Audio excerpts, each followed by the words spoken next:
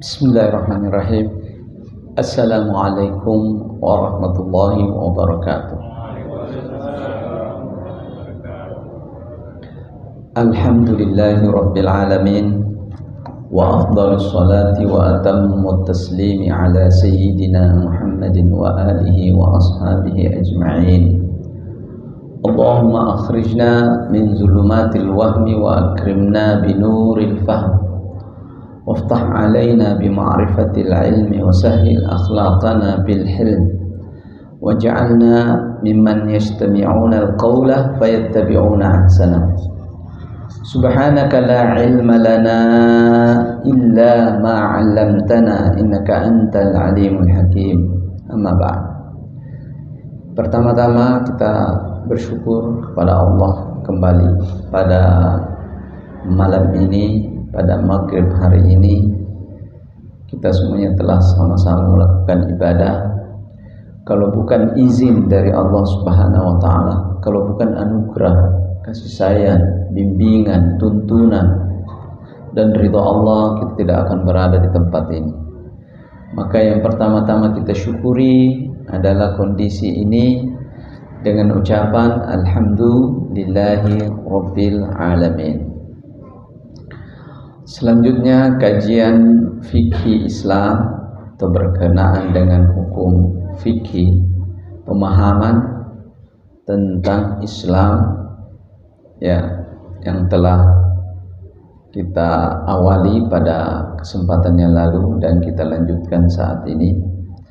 Dan sedikit saya ingatkan bahwa pada kesempatan lalu kita sudah bedakan pemahaman tentang fikih secara umum, artinya memahami Islam secara umum, kemudian pemahamannya secara syariat, apapun ketentuan dari yang berhubungan dengan agama, apakah fikihnya ataukah hadisnya ataukah Al-Qur'annya ataukah riwayatnya ataukah sejarahnya, semua itu namanya pemahaman fikih atau pemahaman tentang Islam secara umum, ya, secara umum, ya, berdasarkan atas syariah. Jadi kemudian ada pengertian fikih secara terminologi, yang ini itu hanya berkenaan dengan perbuatan-perbuatan hamba, bagaimana status hukumnya. Yaitu ada 4. Perbuatan manusia kepada Tuhan, bagaimana perbuatan namanya fikih ibadah, meliputi salat, zakat, itu kan hubungan kita kepada Allah, puasa, ya, kemudian haji adalah termasuk umroh di dalamnya. Kalau kita yang mengatakan fikih haji, itu ada umroh dibahas di dalam. Nah, satu lagi adalah jihad fi sabilillah. Para ulama mengkategorikan jihad itu ada 2 pengkategorian, ada 2 kelompok ulama. Ada yang mengatakan jihad itu berkenaan dengan ibadah, jadi dia masuk dalam fikih ibadah, karena salah satu ibadahnya orang adalah jihad. Jadi jihad itu ibadah. Tetapi ada juga ulama mengatakan ya ibadah, tapi dia juga masuk dalam muamalah. Muamalah atau bagaimana memperlakukan orang lain, ya. Yaitu ketika ada orang memerangi bangsa Indonesia ini, ya, misalnya kita dijajah oleh Belanda, maka cara muamalahnya orang adalah melawan. Jadi masuk juga dalam fikih muamalah. Nah, itu bisa dimasukkan, bisa tidak, ya, tergantung buku yang kita baca. Kalau ulamanya mengatakan ini bagian daripada fikih ibadah, oke. Yang jelas mau fikih ibadah, mau fikih muamalah, pembahasannya sama-sama aja. Yaitu pemahaman tentang bagaimana kita melakukan perbuatan kita berdasarkan atas firman Allah dan sunnah Rasulullah sallallahu alaihi wasallam. Ya, itu ibadah. Muamalah adalah berhubungan transaksi kita. Hari ini tidak ada orang satu pun tidak melakukan muamalah. Di antaranya adalah kita sudah salat semuanya. Masuk fikih apa itu? Satu fikih ibadah, tapi perbuatan salat kita di masjid ini adalah wakaf. Ya. Mengisi tempat wakaf adalah muamalah namanya. Kita merawat tempat wakaf, ada yang azan, menertibkan, itu muamalah, semua masuk dalam muamalah. Kemudian ada yang kesini naik Gojek, ijarah namanya, ijarah. Nah, berapa ongkosnya? Nah, sekian. Nih, itu adalah fikih muamalah. Ada yang singgah beli keperluan minum air minum misalnya, iya, itu muamalah. Jadi sehari-hari seluruh perbuatan manusia itu ada ketentuannya dari Allah. Yang ketiga adalah fikul usrah, ya, adalah berkenaan dengan keluarga. Ya, ada orang marah-marah sama istrinya, kemudian talak satu istrinya, itu ada ketentuan fikih usrah namanya. Kemudian dia rujuk kembali, ya. Kemudian ada lagi masalah warisan, ya. Kemudian masalah wasiat, ya, itu semuanya fikih usrah namanya. Hubungannya ini dengan ini, ya, itu fikih usrah. Terakhir adalah satu lagi fikih uqubat al-jinayat, atau namanya fikih berhubungan dengan perbuatan manusia apabila melakukan kesalahan waktu haji misalnya, karena dihukum dengan hukumannya puasa 3 hari misalnya, setelah kembali puasa 7 hari, itu fikih al-uqubat, ya, berhubungan kepada ada orang sana, ya, tiba-tiba orang lain tidak apa-apa langsung dipukul, orangnya juga mati habis dipukul, ataukah dia luka, bagaimana cara penyelesaiannya, ya, ada ketentuan pengaturannya, ya, ada yang mencuri, mengambil hak orang, merampas dan seterusnya, itu ada ketentuannya di dalam Al-Quran dan hadis, itu dibahas, namanya fikih al-uqubat, sering juga dikatakan fikih jinayat. Jadi 4, semua ini adalah berhubungan dengan perbuatan manusia dan ada ketentuan Al-Quran dan hadisnya. Jadi kalau orang sudah bisa mencocokkan seluruh perbuatannya dengan perbuatan sesuai dengan fikih, selamat itu dunia akhirat. Iya, selamat dunia akhirat. Makanya Imam Syafi'i mengatakan ilmu fikih itu hanya satu yang mengalahkannya. Apa itu? Ilmu tauhid saja. Ya. Semua ilmu itu mulia, paling tinggi mulia ilmu tauhid adalah la ilaha illallah Muhammad. Kalau tidak ada itunya, tidak ada artinya semuanya ilmunya. Kalau tidak beriman kepada Allah Subhanahu wa taala, tidak bersyahadat. Nah, itu kan ilmu tauhid. Tidak percaya kepada Nabi Muhammad sallallahu alaihi wasallam, bagaimana kau mau hidup tenang kalau kau tidak percaya dengan Allah, tidak percaya kepada Nabi Muhammad? Iya, dan disitulah aturan yang sebenarnya. Ya, jadi saya kira ini semuanya berhubungan dengan fikih. Semua perbuatan kita berhubungan fikih. Nah, sekarang kita masuk kepada fikih ibadah. Minggu lalu sudah dimulai. Jadi fikih ibadah itu terdiri dari salat, puasa, salat, zakat dulu, ya. Waqimus salata wa atuz zakata. Waktu kita belajar dulu biasa dikasih masuki dulu salat baru puasa, ya. Tapi di ayat-ayat Al-Qur'an itu biasanya, ya, sampai Umar bin Khattab, Abu Bakar pernah bersumpah, demi Allah saya akan memerangi orang yang memisahkan antara salat dengan zakat. Maksudnya memisahkan bagaimana? Nakui ki perbuatan salat, iya mari kita salat, tapi perbuatan zakat bilang kalau meninggal Nabi tidak usah lagi berzakat karena tidak ada Nabi. Marah Abu Bakar. Akhirnya yang tidak mau mengeluarkan zakat di kampung-kampung semua pergi diperangi. Kasih keluar zakatmu 2,5%, kalau tidak kuperangi kok. Kira-kira begitu bahasa Makassarnya. Ya, Abu Bakar. Umar di sampingnya, iya betul itu. Walaupun tidak ada sabdanya Nabi perangi orang yang tidak mengeluarkan zakat, tapi cocok itu. Saya setuju. Akhirnya menjadi sunnah. Kenapa? Karena Nabi pernah mengatakan, alaikum bisunnati wa sunnatu khulafa'ir rasyidin.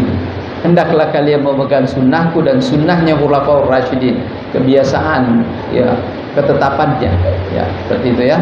Jadi kita mulai dengan sholat. Kalau orang sholat, melakukan ibadah sholat, itu ada beberapa hal yang harus dia lakukan.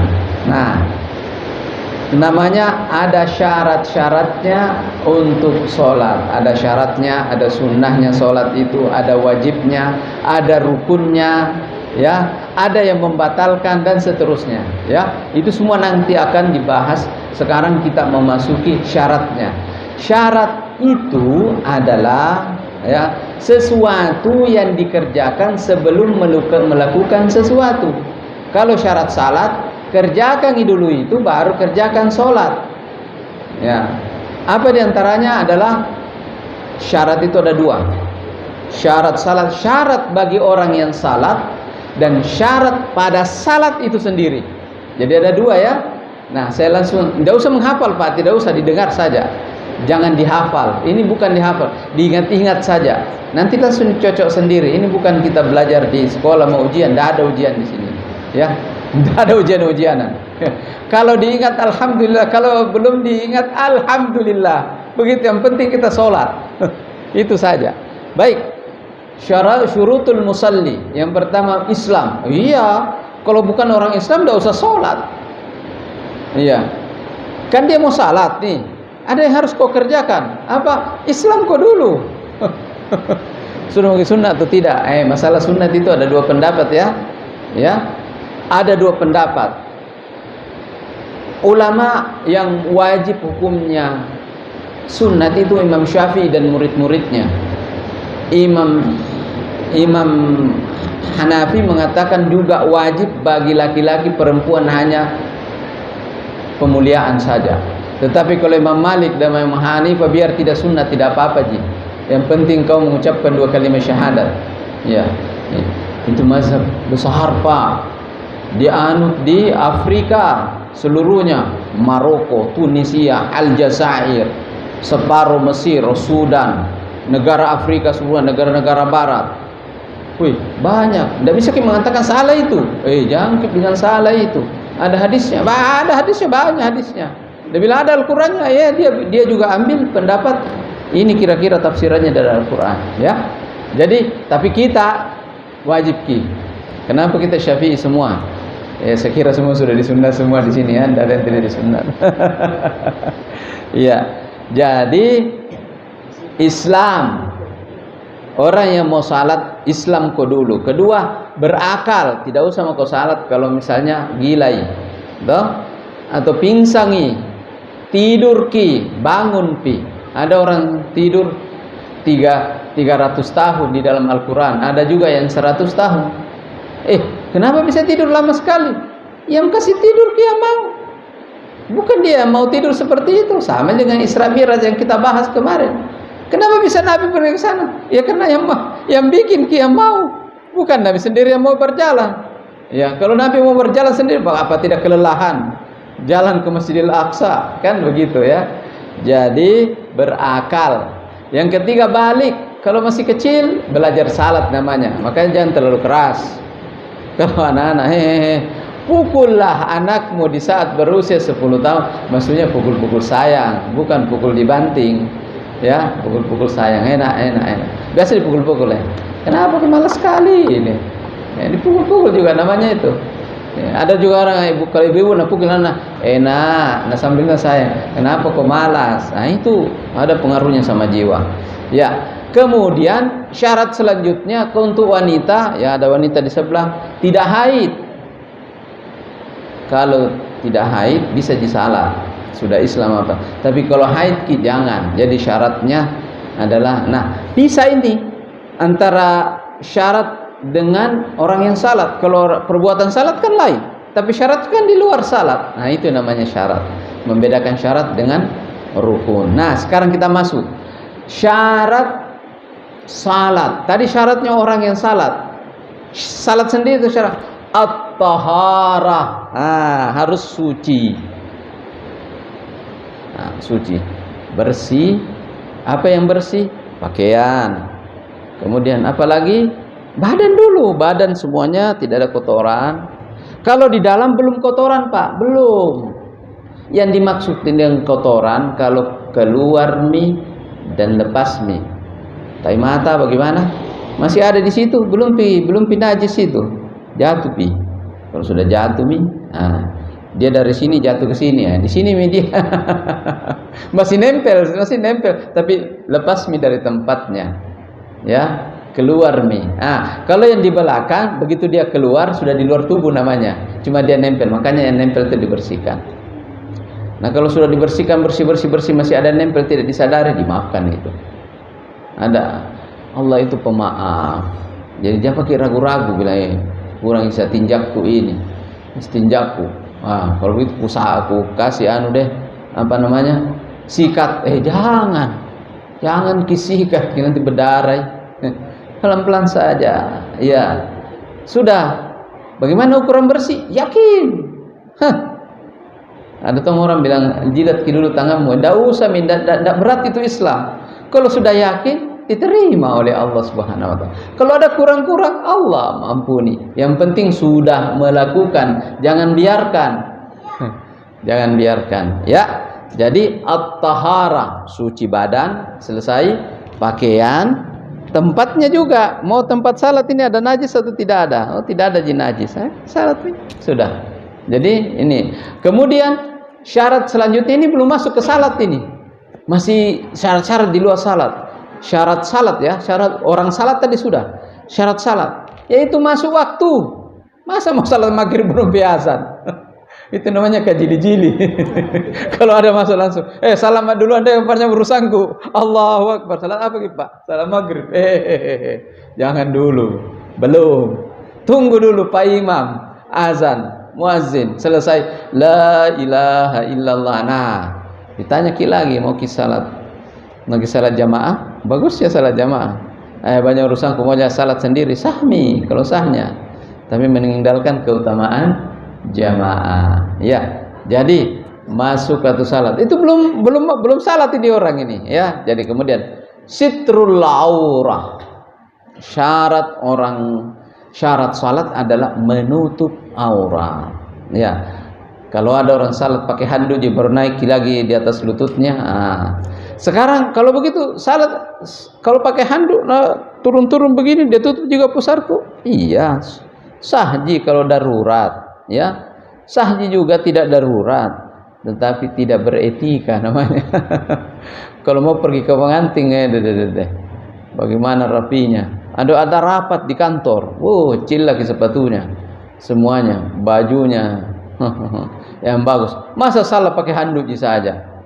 Ya, tidak bisa ya. Jadi, tetapi kalau darurat, dia berada di suatu tempat, tidak ada apa-apa dan seterusnya, sah itu salah, sah. Jadi, kemudian sitrul aurat. Kemudian yang ketiga, ini masih di luar ini, syarat yang di luar waktu, di luar orang sholat, tapi ada, yaitu menghadap ke kiblat.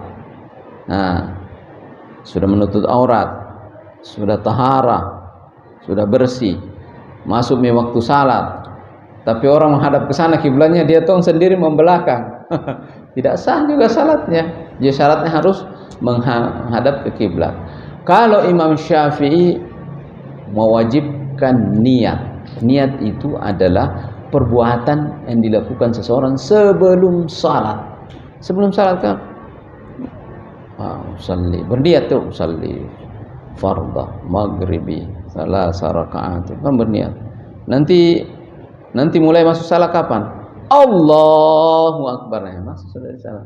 Jadi niatnya di luar ya, tapi wajib menurut Imam Syafi'i, Imam Maliki, Imam Hambali itu niat wajib. Kalau tidak dikerjakan berdosa, ya. Rukun, malah dalam Imam Syafi'i sendiri rukun. Kalau Imam Hanafi dia bilang tidak, ada juga pendapat ya yang mengatakan tidak, ada tong hadisnya. Bagaimana itu hadisnya? Dia bilang kalau niat itu perbuatan hati. Niat itu katanya perbuatan hati. Kalau orang sudah buka keran, baru azan maghrib baru sudah wudu, masuk ke mandi, kira-kira mau apa itu orang itu? Waktu maghrib, mau salat maghrib kan? Niat, ada niatnya di dalam hati. Ya, itu juga dihormati pendapatnya, karena semua orang di Turki mazhabnya Hanafi, Pakistan, separuh India itu kan Banyak di sana agama lain, tapi orang Islam sekitar 200 juta, Pak. Ya, minoritas. Ya, minoritas berapa penduduknya India itu? Mungkin ada 1 miliar. Tapi minoritasnya 200 juta orang Islam. Bangladesh, apalagi Lebanon,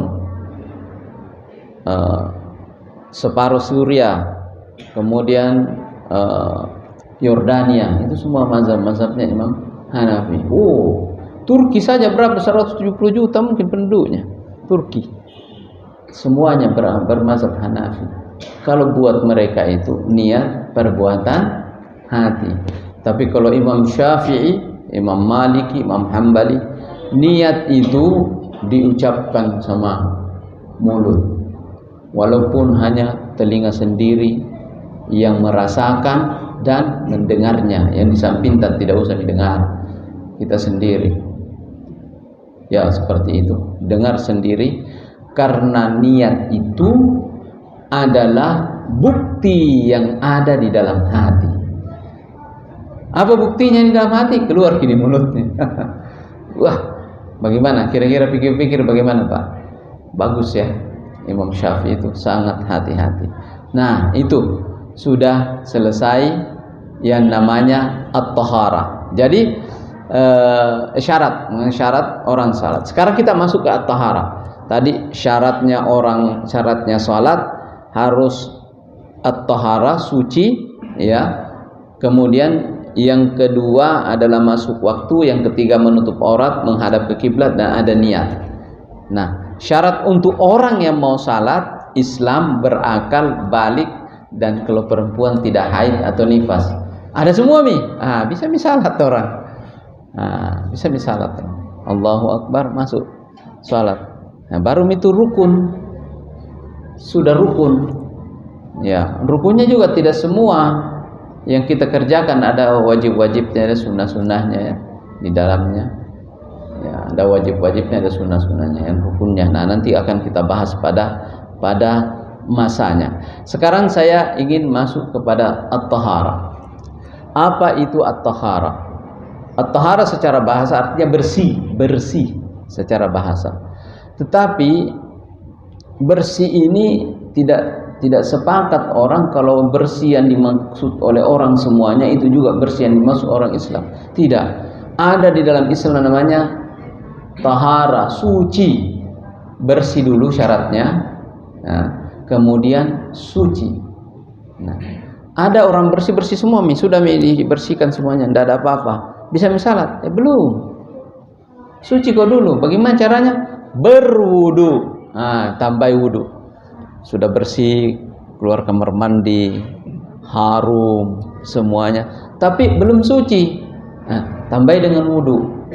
Bersih ditambah wudu sama dengan suci. Ya.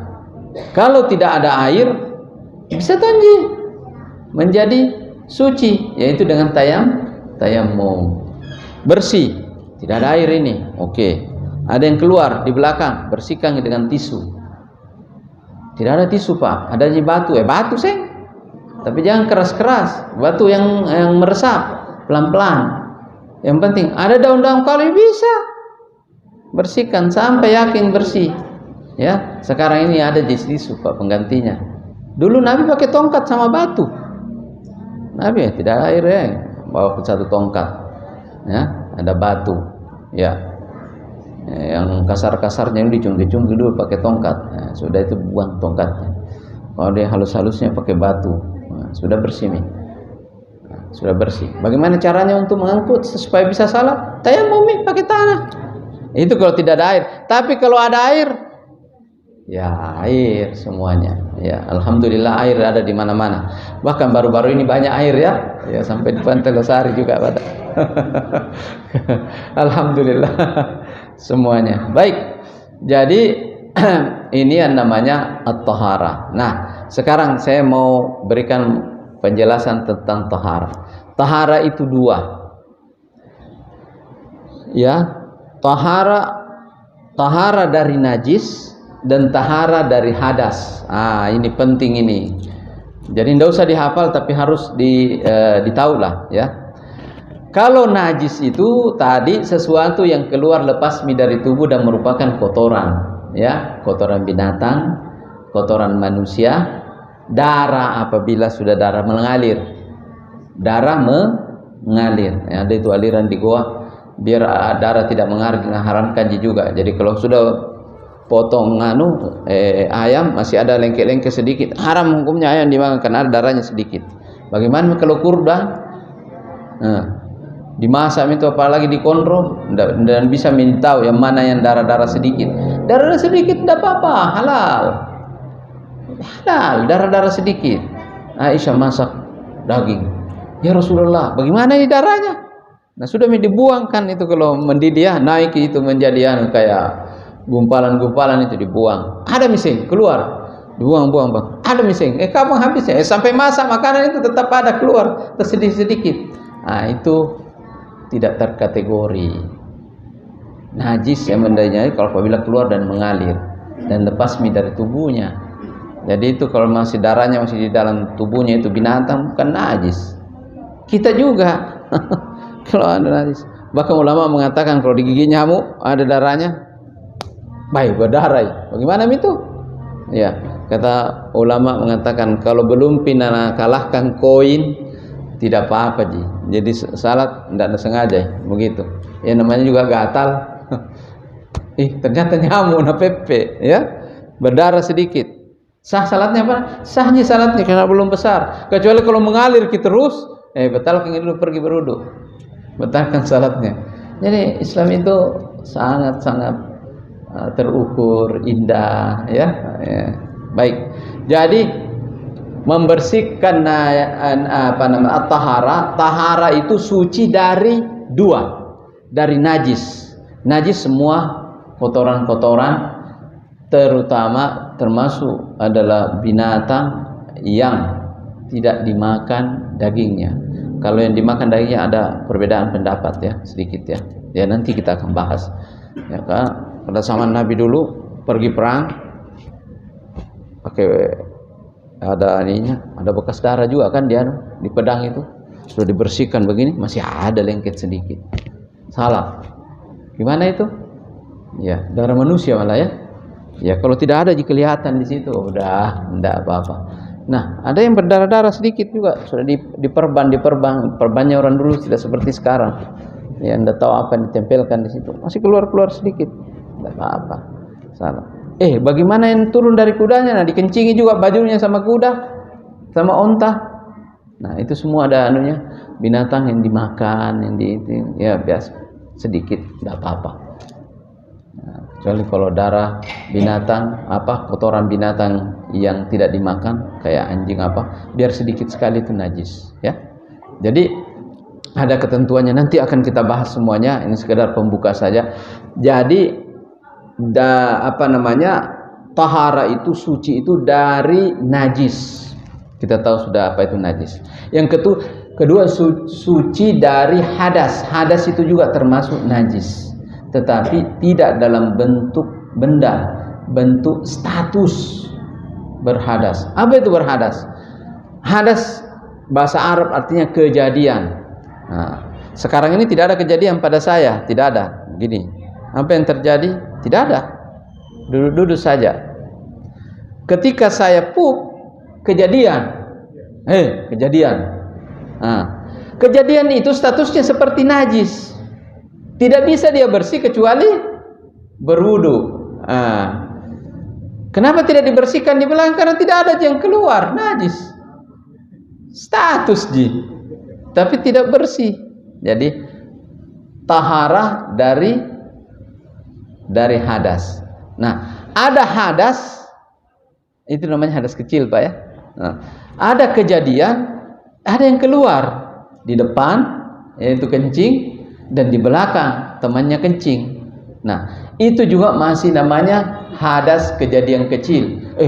Mau kencing dulu bela, ya perlu mau kencing. Mau salah, stop. Kenapa? Sudah aku bersihkan.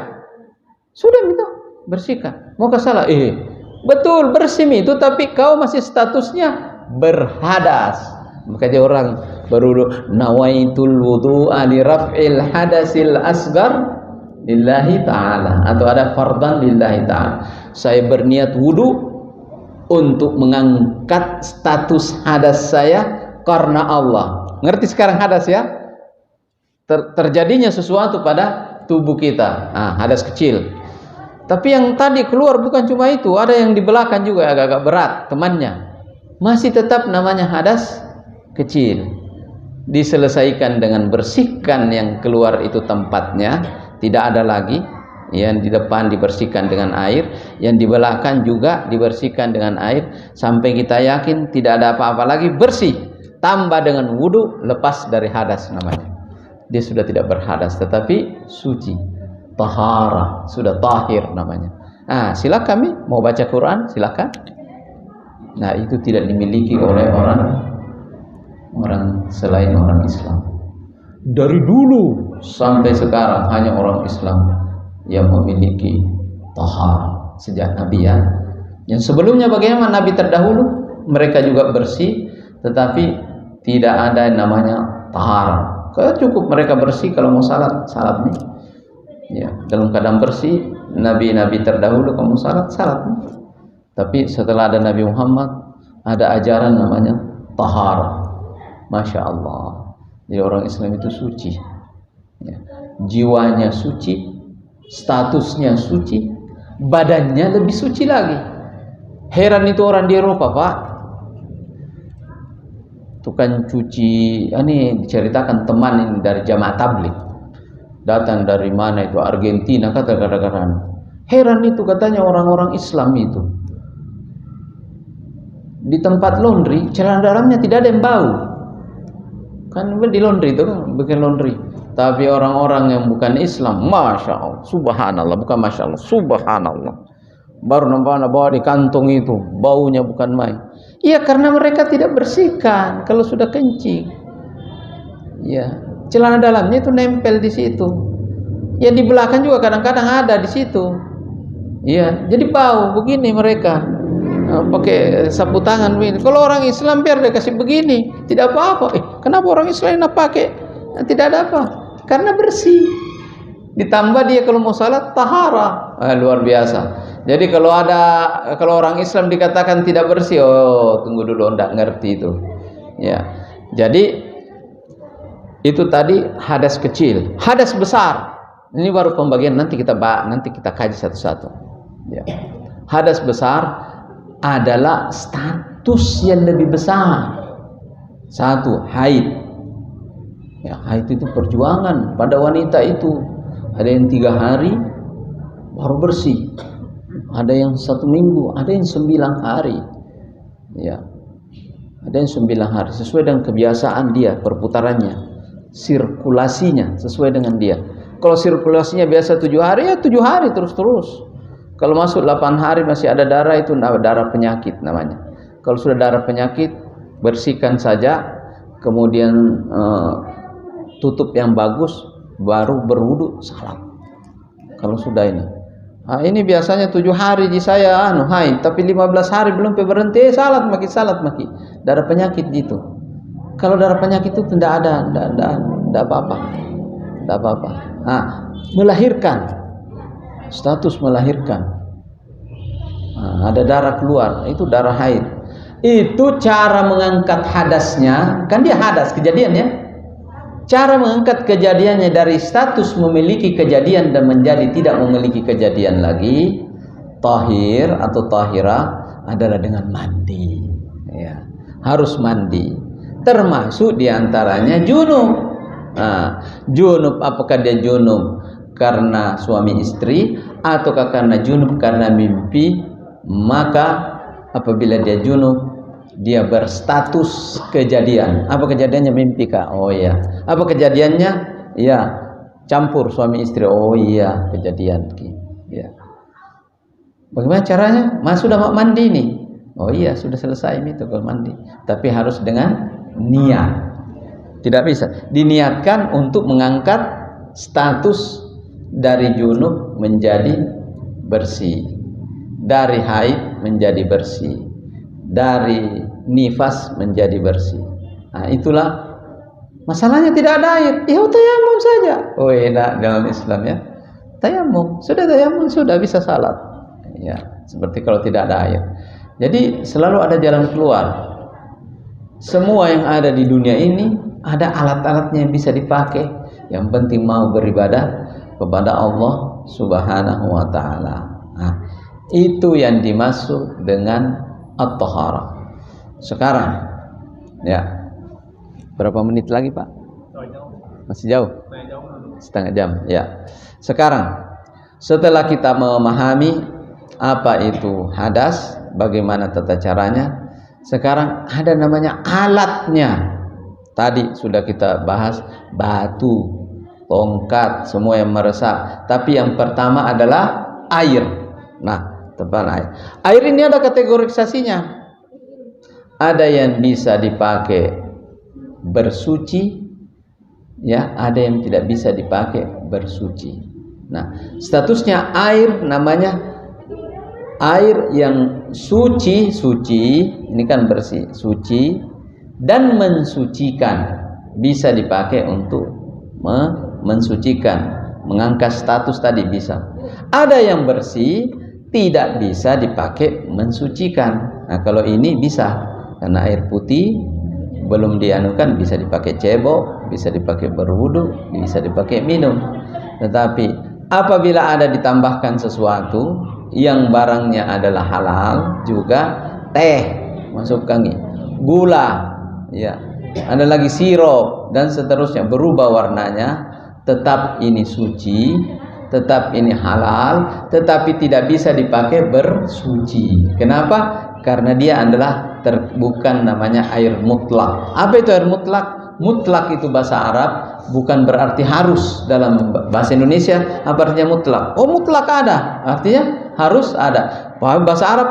Hati-hati kita. Mutlak artinya bebas. Mutlak dia bebas, tidak terkait dengan apa-apa. Jadi ini air bebas, tidak ada campurannya, tidak berubah warnanya, ya tidak apa-apa. Itu azan dari mana itu? Ya. Bukan, jadi belum. Ya.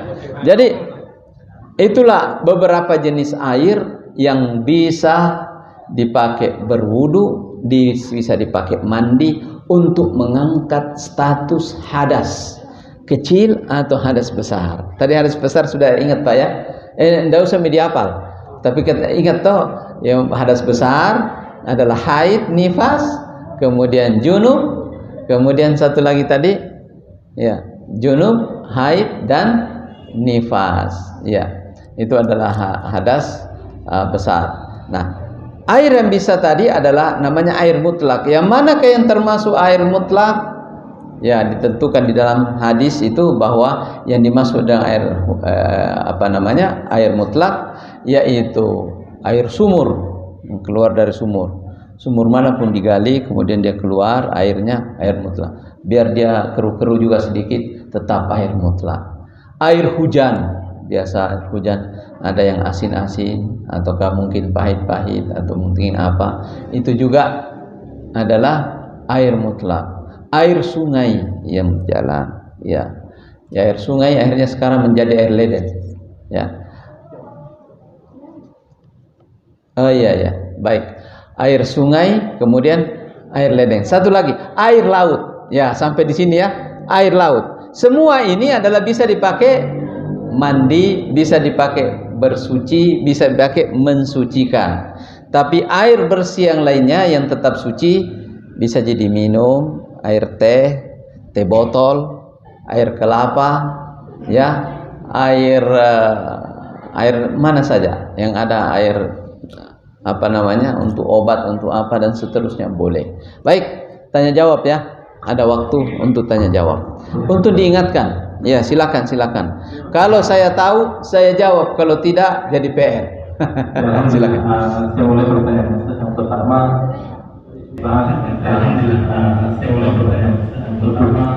ini bahas tentang dari masalah tidur.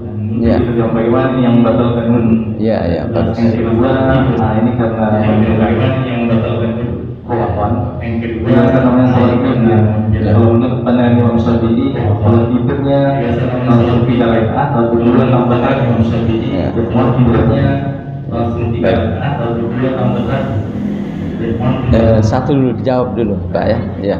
Karena kalau ada catatanku enggak apa-apa. Nah, kebetulan enggak bawa pulpen. Jadi baik. Yang pertama tadi apa tadi? Tidur ya. Jadi begini. Tidur yang membatalkan wudu. Nah, kalau statusnya ini kemudian orang tertidur ya. Sepakat para ulama adalah tidur dengan model baring ya. Kemudian tertidur dalam keadaan baring. Itu membatalkan. Itu batal. Kenapa? Karena kalau tidur itu tidak aman. Tidak aman dari keluar, bisa juga keluar sedikit di depan, bisa juga dia keluar tidak bermimpi, banyak bisa kejadian. Jadi menurut para ulama batal. Tetapi ada yang tidak batal kalau tertidur sedikit. Sepakat para ulama. Imam Syafi'i mengatakan kalau tertidur kemudian diangkat kakinya begini, tiba-tiba tertidur begini, batal Kenapa? Karena ada kemungkinan keluar. Ya. Tetapi kalau hari Jumat dia duduk baik-baik, kasih rapat ke pantai. Apalagi tapi mata tidak bisa ditahan. Alhamdulillah begitu, alhamdulillah anunya seperti tong itu penina bobo langsung tertidur. Nanti ittaqullah fi amar baru terbuka ya. Selama dia masih tidak oleng atau begini ji, masih tidak batal wudunya. Itu jumhur ulama juga bilang begitu dalam kitab-kitab fikih, dengan alasan dari banyak hadis yang dilihat di dalam contoh-contoh pada zaman Nabi. Jadi tidur yang ini membatalkan. Yang jelas kalau lagi nunggu waktu salat deh, sandar-sandar dulu sedikit, pergi ke wudu itu, tidak bisa. Pergi ke. Tidak jatuh, pergi ke wudu. Masalahnya tidak ada yang membenarkan. Nah, kita kan hanya mendengar para ulama. Ulama itu yang tahu betul seluruh dalil. Tidak gitu. Nah, kalau kita ulama sudah baca dalilnya banyak, apalagi imam, bukan imam masjid, tapi imam dalam ilmu pengetahuan. Nah, kalau sudah kita imam, tidak apa-apa kayak Imam Syafi'i, Imam Malik kalau dia bilang begitu. Tapi imam-imam seperti itu takut biasanya kepada Allah. Kesalahan sedikit saja, wah takut, lebih baik ulangi deh. Begitu. Nah, kita yang tidak imam, ulangi deh. Salah itu kalau gitu. Jadi kesimpulannya Pak ya, gini.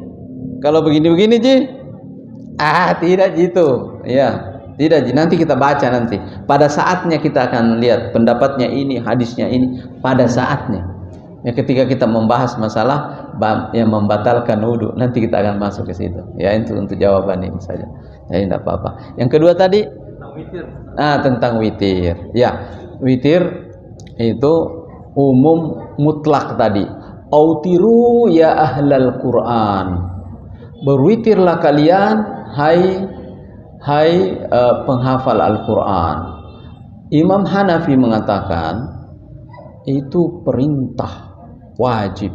Jadi semua orang yang hafal Al-Quran wajib hukumnya salat witir. Ya, gitu ya. Kemudian Nabi juga adalah witirnya wajib hukumnya. Jadi Nabi itu tidak pernah meninggalkan salat witir karena wajib pakai. Nah, ada hadis mengatakan bahwa diwajibkan witir padaku, salat duha juga untukku dan berkurban untukku, tetapi tidak wajib bagi umatku. Dengan adanya hadis itu dipegang Imam Syafi'i, Imam Maliki, Imam Hanafi. Akhirnya salat witir itu adalah sunnah saja. Jumhur ulama. Coba kalau wajib, ya, iya. Mungkin ini setiap malam tidak semuanya kan salat witir ya. Setiap malam ada juga yang lupa-lupa, ya. Kecuali yang tidak. Jadi itu dulu status hukumnya. Kemudian yang kedua, yang dikerjakan oleh Nabi Shallallahu Alaihi Wasallam itu witir. Pernah Nabi mengerjakan witir langsung sekaligus 3. Pernah juga ada riwayat hadis 5. Pernah 7. Pernah 9. Witir itu 1, 3, 5, 7. Iya, namanya bisa dikerjakan itu. Ya. Kemudian tata cara pelaksananya. Kalau Imam Syafi'i 2 baru salam, baru 1 ditambah. Ya. Imam-imam lain ada langsung 3. Tidak, semuanya absah, tidak ada bedanya. Silakan saja dan sesuai dengan kebiasaan. Tetapi ingat, Pak Imam itu jelaskan dulu. Kita akan salat witir 2, 1. Jangan sampai yang di belakangnya kenal jini imam. Iya, pasti 3. Dia bilang belum tentu, saya 21. Balas kami. Yang ini nambah ki 21, yang satu lurus ki ya. Harus dijelaskan, Pak. Siapa tahu imamnya bilang, "Ayo salat witir." Ya, witir semuanya. Allahu Akbar, langsung 3. Dia bilang salah sing imam itu. 3 biasanya 21 ya. Jadi harus dijelaskan ya. Jadi boleh Pak Ustaz ya, boleh. Ya, silakan Pak. Kita ya. Tadi kita tentang pemahaman Fikih. barangkali secara sementara pemahaman saya setelah saya mendengar ceramah syariat-syariatnya fikih pemahaman. Jadi menurut barangkali secara yang sering fikih ini baik mungkin beda dengan keyakinan syariat-syariatnya ya, maafkan saya. Jadi menurut fikih ini yang saya fikih ini tentunya banyak karena tadi Pak Ustaz sudah bicarakan fikih salah. Jadi mungkin juga ada fikih ini ada fikih salah. Tentunya banyak karena saya yang Ustaz bicarakan saya mendengar salah terus ya Pak Ustaz. Mungkin juga ada bedanya fikih salah dengan fikih dan kalau jawab saya yang mendengar karena saya mendengar fikih dengan akidah Pak Ustaz. Terima kasih. Jadi langsung dengan akidah. Kalau tahu Pak Ustaz sudah jelaskan. Fikih dengan akidah. Ya. Terima kasih. Ya.